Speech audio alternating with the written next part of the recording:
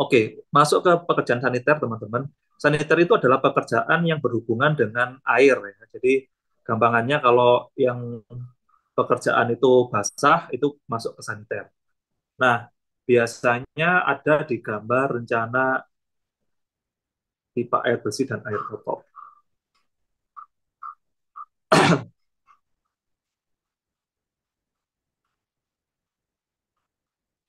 Ini ya.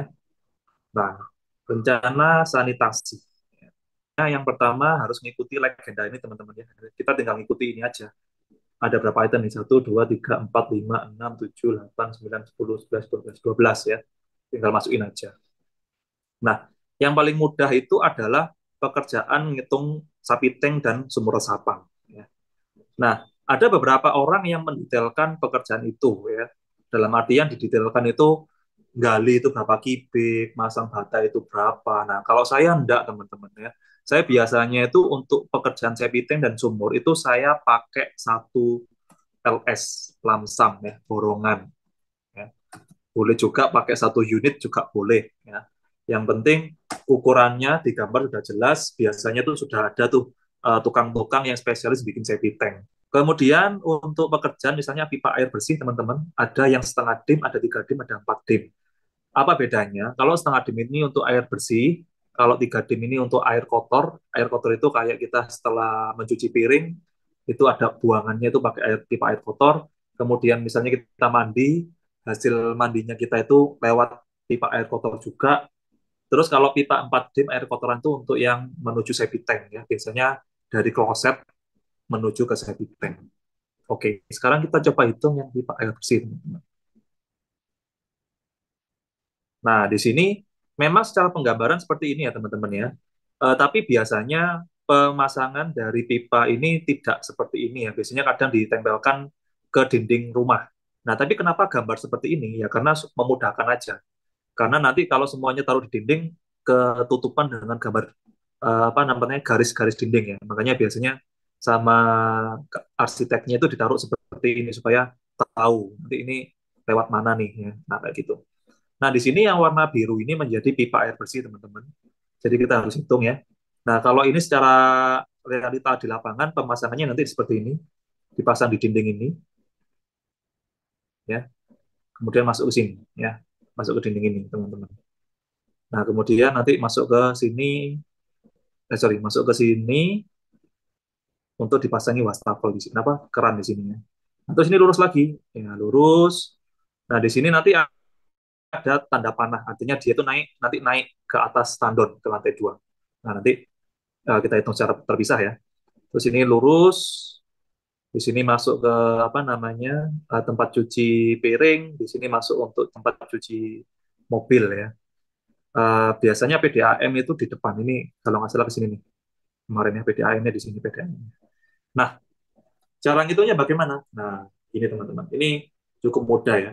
Cara ngitungnya adalah lihat pipa itu nanti butuh berapa meter ya, secara vertikal dan secara horizontal. Nah, horizontal yang saya maksud itu secara gambar ini ya. Nah, secara gambar ini namanya horizontal, teman-teman.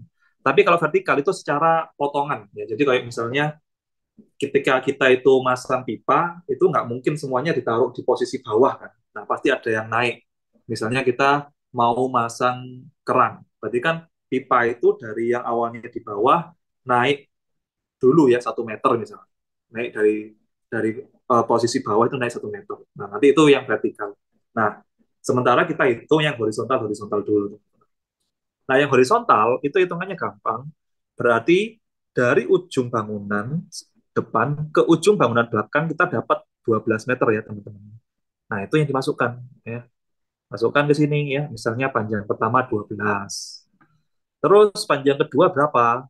Ini dari ujung ke sini totalnya 7,6 ya. Masukin aja itu ya 7,6.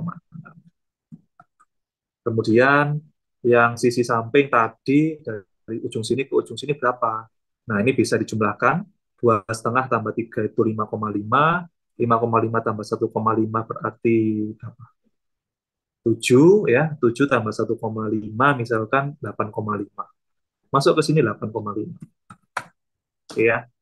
Nah, itu yang sisi luar-luarnya saja. Nah, sekarang kita cari horizontal yang sisi masuk-masuk ke dalam. Nah, misalnya masuk ke dalamnya mana ini nih? Oh, ini agak masuk ke dalam nih karena cucian nggak bisa nempel banget dengan sini misalkan ya. Ya kita tambahkan misalnya di sini tambah 1 meter. Terus yang di sini juga nih masuk ke tengah-tengah ini kan nggak mungkin ya pendek gitu kan. Nah ini kita asumsikan karena ini 2 meter ruangan, ini di tengah-tengah, ambillah ini 1 meter juga. Berarti saya kasih penambahan 1 meter dan 1 meter yaitu 2 meter. Oke, nah kita dapat ya teman-teman ya 2 meter penambahan untuk masuk ke dalam bangunan. Nah, yang ini apa? Ini adalah pipa-pipa yang mengelilingi luar bangunan. Nah, itu supaya gampang. Nah, proses perhitungan horizontal selesai, teman-teman ya. Sekarang kita lanjut ke perhitungan vertikal. Apa itu perhitungan vertikal? Seperti yang saya sampaikan tadi, pipa itu nggak cuma berhenti di bawah, pasti naik karena ada keran di atasnya. Ya, kita kan nggak mungkin taruh keran di bawah, ya kan? Ya harus naik dulu ya. Contoh di sini nih, ini kan ada keran untuk menyirami taman. Ya, jadi kan harus naik dulu tuh pipanya ke atas. Nah, pipa yang naik ke atas ini, misalkan kita asumsikan nambah 1 meter. Ya, di 1 meter, kemudian di sini juga nambah 1 meter. Oh ya, kalau ada yang tanya elbow dan aksesorisnya apakah dihitung, nggak perlu ya. Nanti harganya tinggal dititipkan di harga satuannya pipa. Jadi nanti kita markup dulu harganya ya. Nah, nanti kebutuhan kayak lem, terus apa namanya, selotip, ipanya itu sudah masuk. Jadi nggak perlu dihitung. Ya, jadi kalau kita hitung semua aksesoris kecil-kecil tuh capek ya, teman-teman.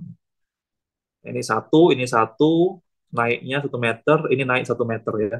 Jadi ini secara vertikal naik 1 meter, ini secara vertikal karena ada keran naik 1 meter, terus ini juga secara naik 1 meter.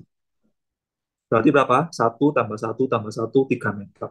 Dan yang satu lagi ini ya, dia menuju ke tandon lantai 3 berarti ya, lantai 2 naik lagi rooftop ya. Nah, karena di sini kita lingkupnya cuma lantai 1 ya, yang mana lantai 1 itu cuma 4 meter, maka kita akui di sini sebagai 4 meter saja teman-teman ya. Jadi nanti pipa menerusnya mulai lantai 2 sampai ke rooftop itu nanti ngikut di perhitungan lantai 2. Jadi itu kita pisah. Oke, jadi vertikalnya berapa? Satu tambah satu tambah satu 3 tambah 4 7. Kita masukkan 7 di sini.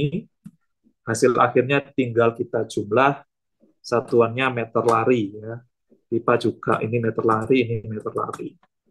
Ini kita tinggal summarize ya, sum, tutup kurung, enter.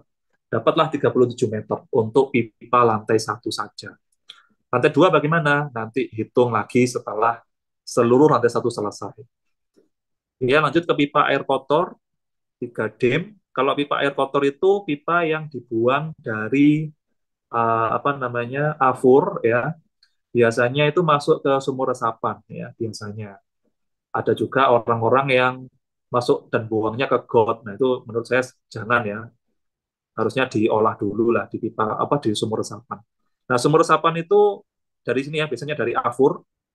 Buat teman-teman yang nggak tahu afur itu apa, afur itu tempat Anda itu yang saringan ini ya, tempat buangnya air kalau mandi supaya tidak rambut masuk itu ada penutupnya, itu namanya afur. Nah, afur ini pakai pipa air kotoran, buangnya kemana? Nah, ini secara instalasi dia ada kesalahan masuk ke septic tank. Harusnya langsung langsung aja masuk ke sini ya teman-teman ya. Langsung ke sumur resapan. Terus di sini juga harusnya ada sumur resapan. Oh ya, ini sumur resapan juga ada di sini yang warna merah. Terus ini juga sumur resapan. Ya, seperti ini ya teman-teman ya. Nah, cara ngitungnya gimana? Nah, ini tinggal kira-kira teman-teman ya. Kira-kira saja. Misalkan ini ke sini kita nggak bisa ngukur karena nggak ada meteran, ya kita kira-kira. Tapi kalau Anda sudah ngeprint, kemudian printnya skalatis, pakai penggaris aja, hitung itu berapa senti. Nanti dikonversi ke meter. Nah, kayak gitu ya. Oke, ini saya asumsi aja teman-teman ya. Misalkan ini dari sini aja sudah hampir 10 meter. Oke, saya asumsikan aja ini ke sini 13 meter lah ya. Ini 13 meter. Ya, kira-kira ya. Tapi jangan terlalu mepet, jangan terlalu rendah ya. Ini 13 meter misalkan. Terus yang ini dari cucian piring ke sini mungkin 3 meter. Kalau yang ini misalnya 4 meter. Ya. Jadi 13, 4, dan 3. Saya masukkan lagi di sini. 13, 4, 3. Ya. Kita jumlahkan. Saya pakai rumusnya ini, saya drag ke bawah. Kenapa saya drag? Karena rumusnya sama ya, penjumlahan juga. Oke, itu ya teman-teman. Saya rasa cukup untuk pekerjaan pipa. Untuk pipa air kotor nanti sama ya. Terus untuk keran air bagaimana? Nah ini tinggal hitung berapa buah, ya. Berapa titik yang keran yang akan kita pasang. Caranya ya lihat di denah, kemudian denah pipa air bersih air kotor terutama. Kita lihat di situ ada berapa banyak jumlah keran yang akan dipasang. Nah kalau dari gambar ini, pipa yang akan dipasang itu ada satu di sini, dua di kamar mandi, di wastafel, sorry di luar ini ya, di carport, berarti ada tiga. Terus kalau nggak salah kemarin ada penambahan di sini ya, di taman belakang, ini harusnya ada satu. Jadi jumlahnya 4. Kita tinggal masukkan aja angkanya 4 di akhir. Nah kayak gitu aja teman-teman. Jadi untuk pekerjaan afur, wastafel ini juga pakai satuan, afur ini juga buah, terus wastafel ini satu unit, ya berapa unit, tinggal lihat aja ada berapa unit di situ. Kloset juga pakai unit ya. Kalau di lantai satu tadi cuma satu unit setahu saya. Terus wastafel ada satu unit di kamar mandi tadi. Shower pakai unit juga boleh. Ya. Satu unit. Oke, karena di kamar mandi semua ini. Oke, itu untuk pekerjaan saniter.